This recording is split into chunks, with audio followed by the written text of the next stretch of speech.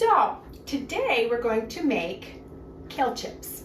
So what, if you like Brad's kale chips, I don't even know what they're called, but anyways, this is my take on them. And so what I do is I take my kale. Now this is the red kale, which this is what it is. I got it at Meijer's. It just says red kale.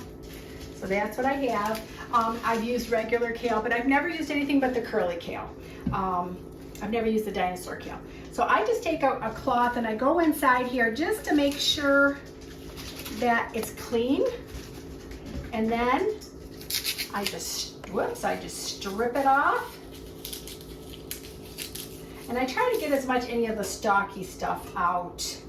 And so just really kind of get in there, because if there's going to be any grit, you know, you rinse it and then you just do that. So you just kind of, and then you just pull it off, perfect. And then when you go into to massage it, which I'll show you how I massage it, and when I get it all done, then what I do is I make sure that I don't have any of these, you know, stemmy, what I don't like to eat this part. It's fine, I've done it before, but that's what I prefer.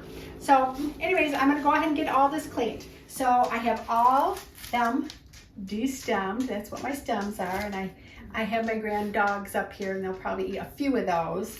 Then this is how much those 3 bunches make. It looks like this. Now, you're going to go in and you are going to massage it. And I mean, you are going to just massage it to death. I mean, it goes way down. And what that does to it is it softens it. And actually, it makes it less bitter. So even if you were going to eat it, that's what you would want to do. So let me get this all massaged. All massaged down. And you remember how big the bowls were? They were overflowing. This is what you end up with once you massage it.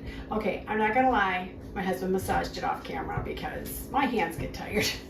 So anyways, so I got this all massaged, and what I'm gonna do now is I'm gonna set those aside, and I am going to make the sauce that's gonna go on it. And I just blend it up in the blender, so it's really quite easy.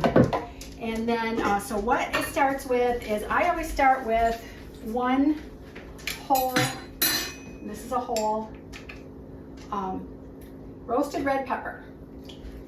Then I'm going to put in 1/2 cup of cashews and 1/2 cup of sunflower seeds.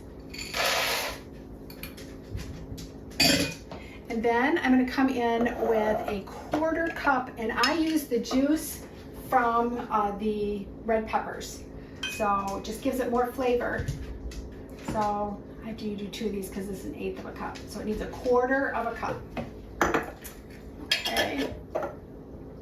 Then I'm going to put in 2 tablespoons of miso, and I use the chickpea miso. That's what it looks like. Okay. Then I'm going to come in, this is all my dry ingredients, and what I have is I have a tablespoon of garlic powder, a tablespoon of onion powder, and 1/2 teaspoon of salt. And then I am going to make what other places call vampire killer. So I'm going to add in some real garlic. And as you know from my last video, I love roasted garlic. I don't know if it was my last video or the video before that. Anyways, I roast my garlic and I have it, whoops, in pieces. And so I like my garlic powder. That makes it easy. And you would, if you weren't going to make a real garlicky one, you wouldn't need the extra garlic. But I am going, well, hi George. I am going to put in probably, I think I'm going to put in 2 of them. Maybe a small one. Okay.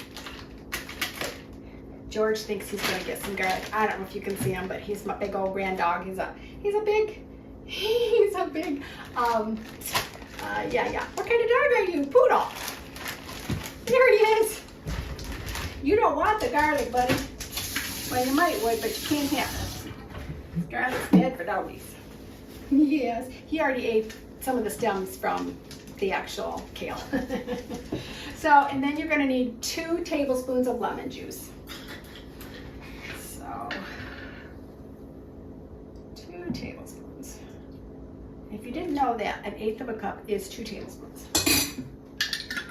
All right. So, I'm going to blend this up. All right. So this is everything that I just showed you, all blended up. And it doesn't have to be super creamy. You know, some stuff I'll say, oh no, you want to get it really good and creamy. This, you know, even a little bit of, I don't want to say, it's not gritty, it's just a little bit of texture to it is fine, because you're going to just put it on here, and once you, I'm going to put it in a dehydrator, and it's going to dehydrate down. It's going to be delicious. Okay, I've even put it where I've put some of the sunflower seeds on the outside. It's delicious. Okay, so what I do is I just kind of, because I have 2 things here and they're about even, so I just put half and half in this. As you can see, I have my gloves on.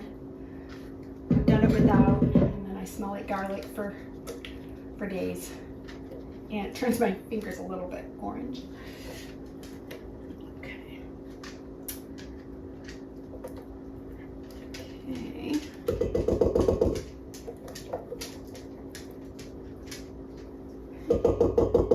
My other grand dog's in here. She's just a little bit of a thing. Now George is a big dog.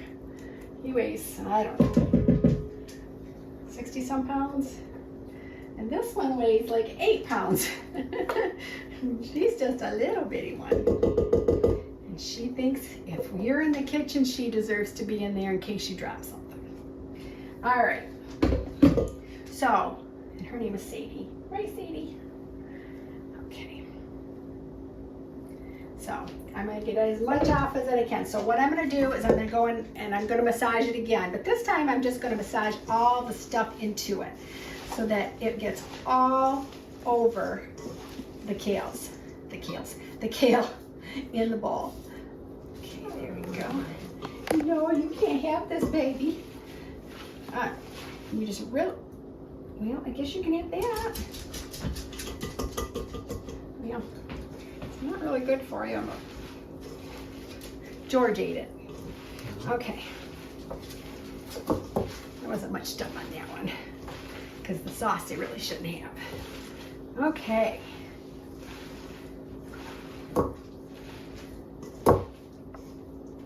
So as you can see,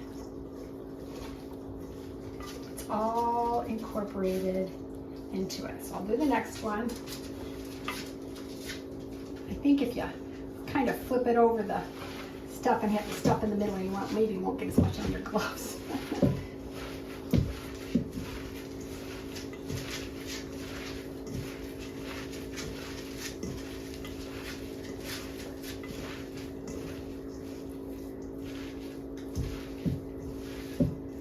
And I'm going to put all this together.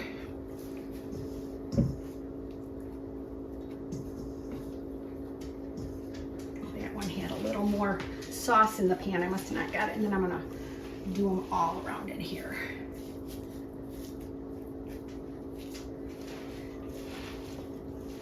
All right. And you better push up your sleeves because you're gonna get it on, if you have long sleeves. You're gonna get it on ya, no matter what. All right. So let me get it set up and I'm gonna show you how I put it in my air fryer. Okay. So this is my dehydrator. I have an Excalibur food dehydrator. I think it's 9 trays. Anyways, I don't use 9 trays. I use more trays when I'm making crackers. But and so I just take with the netting that comes with it, and I have the silicone mat. That's what I'll use when I make a cracker. So anyways, and I just kind of pull some out. And I just kind of, trying to see if you can see it, I just kind of set it around on it. You don't want it like doubled on itself. You want it to keep, you know, as flat as you can. They can be big chips, they can be small chips. That part doesn't matter, but you don't want it doubled on it. It's not going to hurt it. It's going to just take longer to cook or to dry out to be a good old chip. So Then I just fill up the trays, and as you can see, how yummy does that look? And then,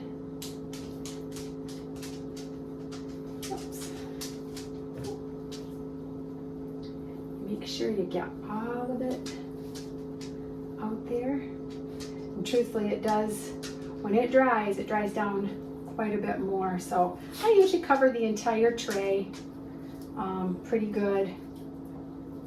And let's see there. All right. Then what I do is I just put the tray in here. And I do another one. So I will finish up the trays. So this, like I said, this is my Excalibur 9 tray, and I ended up using 1, 2, 3, 4. And so these are the trays, and they're all, whoa, and they're all full. Everyone is full, so it's a full 4 trays with 3 of those bunches.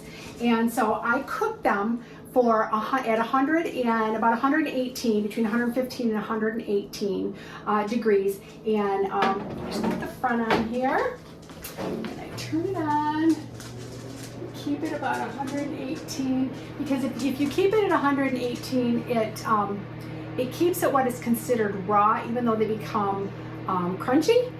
They're still considered raw, which actually keeps more of the nutrients in it. So I'm done with this for today, other than now I got to clean up the bowls, and then I will see you. It's going to be at least takes usually about 24 hours. So I'll see you tomorrow night. Okay, it's the next day, and we have our kale's all done. It only took 18 hours. A lot of times, depends how you put it on the tray as to how many hours it takes. Mine is spread out pretty good, and I have pretty large trays. I know my daughter's is a little bit smaller, and sometimes they don't get it. Like this one isn't as spread out, but it's good and done. So just, depending how long you want it to run, that's, if you want it a little more, like, what do we call it? I love it when you get one of those where it's all of them are together. Then it just takes a little bit longer. But this was 18 hours, and I just take out the tray. I get my little Debbie Green box. It's not the little one, it's the largest one. And I just put it inside. See? Well, there we go. Dogs are on it. Nope. That one to the side. And then they just come right off like that. And you could hear the crunch, couldn't you? I mean, it's just so crunchy.